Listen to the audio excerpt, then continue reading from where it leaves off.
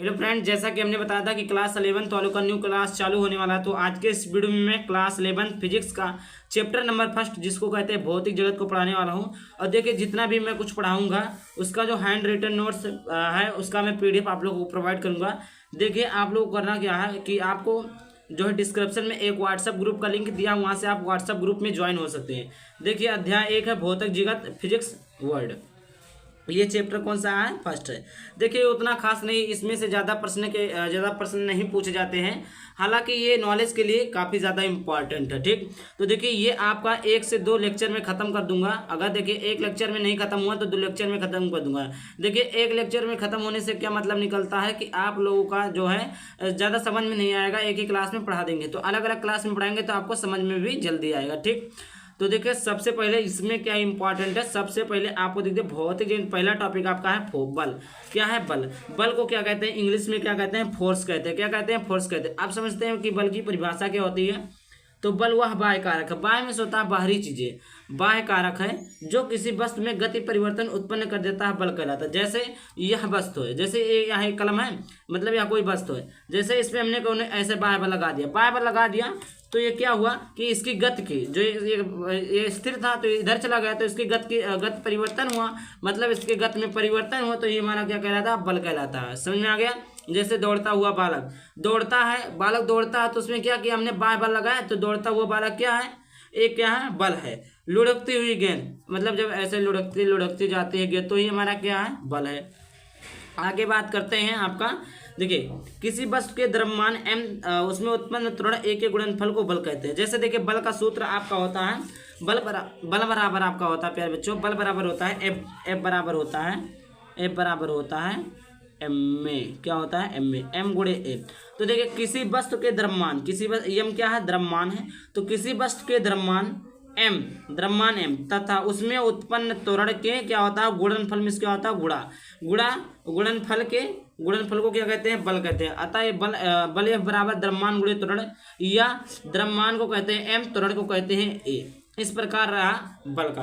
तो आपसे कोई पूछे कि बल की परिभाषा और बल का सूत्र लिखिए, तो इसी प्रकार आप लिख देंगे। अब बात करते हैं बल के जो एक बल क्या है। तो देखिए, आप एक हेडिंग पहला डाल लीजिएगा कि बल एक क्या है? सदिश राशि। कैसी राशि है? सदिश राशि है। सदिश के बारे में जानकारी नहीं है तो आप लोग जाकर मेरा चैनल पर वीडियो वहां से देख सकते हैं। बल क्या है? एक सदिश राशि है जिसका एसआई मात्रक किलोग्राम मीटर प्रति सेकंड स्क्वायर होता है। क्या होता है? किलोग्राम मीटर प्रति सेकंड स्क्वायर होता है, या इसे न्यूटन तथा सीजीएस में डाइन होता है। मतलब इसका जो बल का एसआई मात्रक होता है किलोग्राम मीटर प्रति सेकंड स्क्वायर होता है, या इसी को कह सकते हैं न्यूटन, और या सीजीएस पद्धति में कह सकते हैं हम लोग डाइन होता है। क्या होता है? डाइन होता है। देखिए, 1 न्यूटन बराबर क्या होता है? 1 न्यूटन बराबर होता है 10 पे पावर 5 डाइन। कितना होता है? 10 पे पावर 5 डाइन। ये 1 न्यूटन बराबर होता है। तो कोई आपसे पूछ ले या बोर्ड परीक्षा के एमसीक्यू में आ जाए कि 1 न्यूटन बराबर क्या होता है, तो आप लोग क्या बताएंगे? 10 पे पावर 5 डाइन। अब देखिए, यहाँ पर आगे बात करते हैं। आगे आपका टॉपिक है प्रकृति में बल के प्रकार। देखिए, प्रकृति में बल के प्रकार कितने हैं? तो मुख्य रूप से 2 प्रकार है। पहला है मूल बल, दूसरा प्रेक्षित व्युत्पन्न बल। क्या होता है? प्रेक्षित व्युत्पन्न बल। समझ में आ गया? अब बात करते हैं मूल बल कितने होते हैं, प्रेक्षित व्युत्पन्न बल कितने होते हैं। तो देखिए, मूल बल मुख्यतः 4 प्रकार से होते हैं। कौन कौन होते हैं? गुरुत्वाकर्षण होते हैं, विद्युत चुंबकीय होता है, प्रबल नाभिकीय बल होता है, दुर्बल नाभिकीय बल होता है। अब बात करते हैं आपका जो प्रेक्षित व्युत्पन्न बल होता है। तो देखिए, प्रेक्षित व्युत्पन्न बल बहुत सारे होते हैं। जैसे आपको मैं यहाँ पर एक एक करके समझा देता हूँ। जैसे यहाँ पर देखिए, आपका पहला है पेशीय बल, दूसरा है घर्षण बल, तीसरा है अभिकेंद्र बल, चौथा आकर्षण बल, पांचवा है प्रतिकर्षण बल, और छठवां आपका संसंजक बल। उसके बाद में आगे है क्या है? असंजक बल, उत्प्लावन बल, संतुलित बल, असंतुलित बल, नाभिकीय बल, चुंबकीय बल, विद्युत बल, और क्या है? विद्युत बल। और सारे होते हैं। लारेंज बल हो गया, छदक बल हो गया, गुरुत्वीय बल हो गया, इतने सारे बल होते हैं। अब देखिए, अब आगे टॉपिक आपका गुरुत्वाकर्षण बल। तो आपको समझ में आ गया कि प्रेक्षित व्युत्पन्न बल कितने होते हैं, मूल बल कितने होते हैं।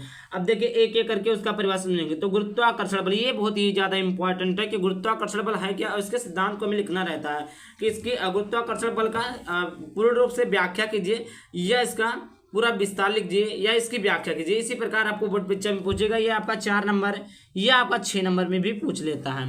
तो देखिए इसको कैसे लिखेंगे, इसका कैसे डेरिवेशन करेंगे, सारा कुछ बताऊंगा। तो देखिए सबसे पहले यहाँ पर स्टार्ट होता है। देखिए गुरुत्वाकर्षण बल की परिभाषा वो कितनी होती है कि प्रकृति में गुरुत्वाकर्षण बल एक आकर्षण बल होता है जो दो पिंडों के बीच उनके द्रव्यमानों के कारण उत्पन्न होता है। यह सार्वत्रिक बल है। सार्वत्रिक मतलब होता है सभी जगहों पर, मतलब समान, तथा विश्व के किन्हीं दो पिंडों के बीच कार्य करता है। दो पिंड कौन सा है?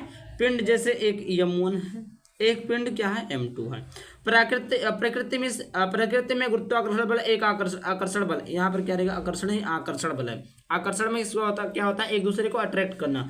जो दो पिंडों के बीच M1 M2 के बीच उनके द्रव्यमान, ये M1 द्रव्यमान है, ये M2 द्रव्यमान है, के कारण उत्पन्न होता है। इन्हीं के कारण क्या होता है? उत्पन्न होता है।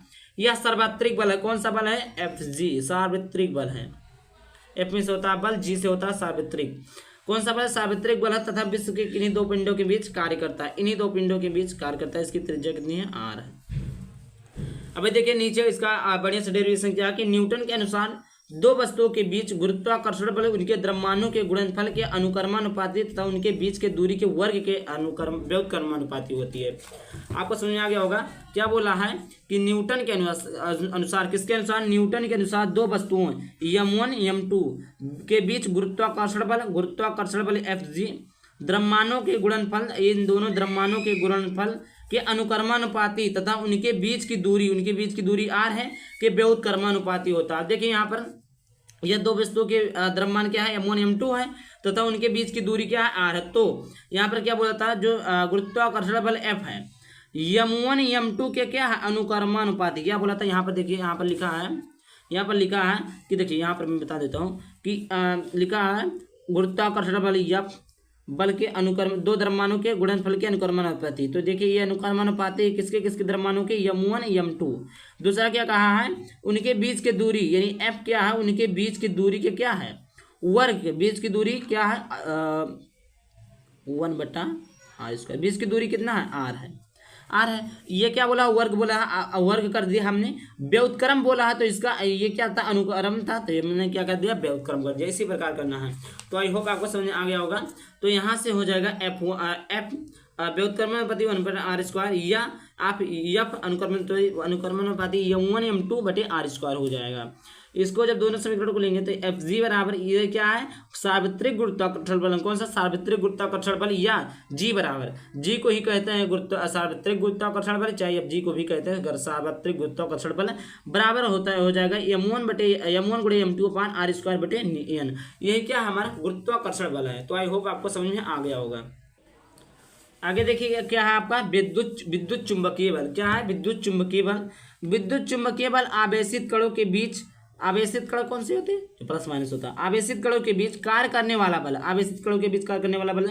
यदि आवेश एक निश्चित दूरी पर विरामावस्था में, क्या होता है? मतलब जब कोई बस मतलब ना चले, मतलब रुकी रहे, तो इसी को कहते हैं विरामावस्था, मतलब वो अपने विराम में हो, तो उनके बीच कार्य करने वाला बल क्या होता है? स्थिर विद्युत बल होता है। क्या आपने समझा कि इस विद्युत चुंबकीय बल आवेशित कणों के बीच कार्य करने वाला बल है। यदि आवेश एक निश्चित दूरी पर विरामावस्था में है तो उनके बीच कार्य करने वाला बल स्थिर विद्युत बल कहलाता है।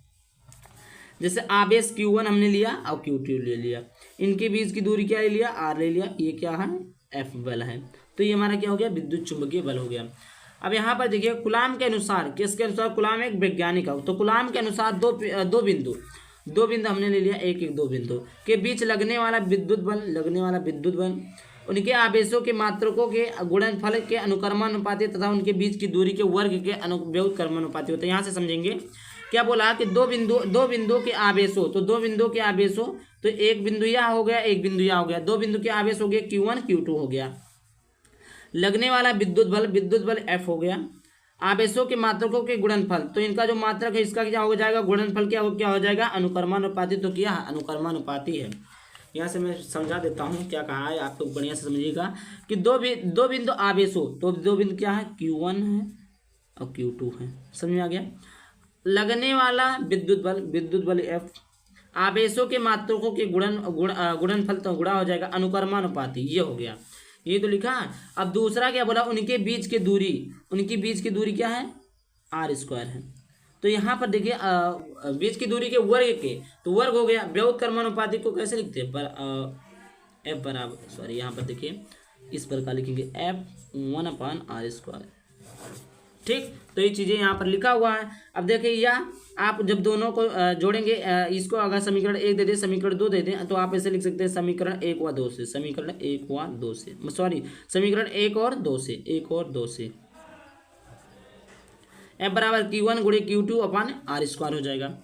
या आप इसी को लिख सकते हैं, या आप इसी को लिख सकते हैं F बराबर के क्या हो गया, कांस्टेंट है, इसका कांस्टेंट के है, Q1/Q2/r²। या आप इसी को कर सकते हैं के बराबर 4 सिग्मा, और उसके बाद F बराबर 4 सिग्मा, या इसी को लिख सकते हैं Q1/Q2/r²। देखिए यह एक नियतांक है, ये क्या एक नियतांक है जो के स्थान पर आया, किसके स्थान पर आया, कांस्टेंट के स्थान पर आया है। ये क्या है, एक नियतांक है, जहाँ के बराबर क्या है 1/4 सिग्मा, क्या है, नियतांक है।